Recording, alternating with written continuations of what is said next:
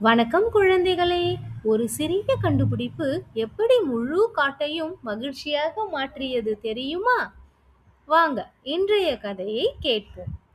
ஒரு பெரிய காட்டில் துள்ளி என்ற அணிலும் ஆதி என்ற ஆமையும் நண்பர்களாக வாழ்ந்து வந்தனர். ஒரு நாள் ஆதி, எல்லா விலங்குகளும் ஏன் இவ்வளவு தூரம் நடந்து தண்ணீர் எடுக்கிறார்கள் என்று கேட்டது அணில். ஆமை மெதுவாக சொன்னது, எனக்கும் தெரியவில்லை, அருகில் வேறு வழி இருக்கலாம். இருவரும் ஒன்றாக தேட ஆரம்பித்தனர். அப்பொழுது பெரிய செடிகளுக்கு பின்னால் பழைய கல் பாதை ஒன்று மறைந்து கிடப்பதை பார்த்தனர். ஆதி ஆதி, இங்கே ஒரு பாதை இருக்கிறது என்று அணில் மகிழ்ச்சியாக கத்தியது. இருவரும் அந்த பாதையில் சென்றனர். சிறிய தூரத்தில் அழகான சிறிய ஏரி ஒன்று இருந்தது. ஆஹா, இத்தனை நாட்களாக இது யாருக்கும் தெரியவே இல்லையே என்றது ஆமை.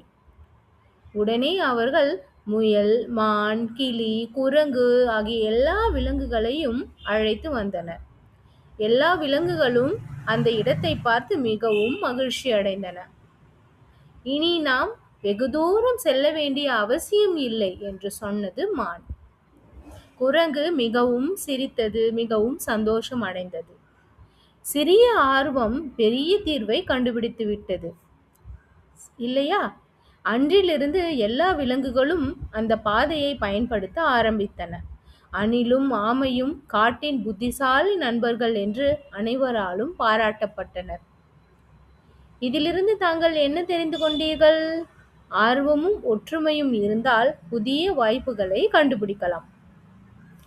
என்ன குழந்தைகளே, இந்த கதையில் உங்களுக்கு பிடித்தது யார்? அணிலா, ஆமையா? நீங்கள் இருந்தால் என்ன செய்திருப்பீர்கள்? மீண்டும் ஒரு புதிய கதையுடன் சந்திப்போம்.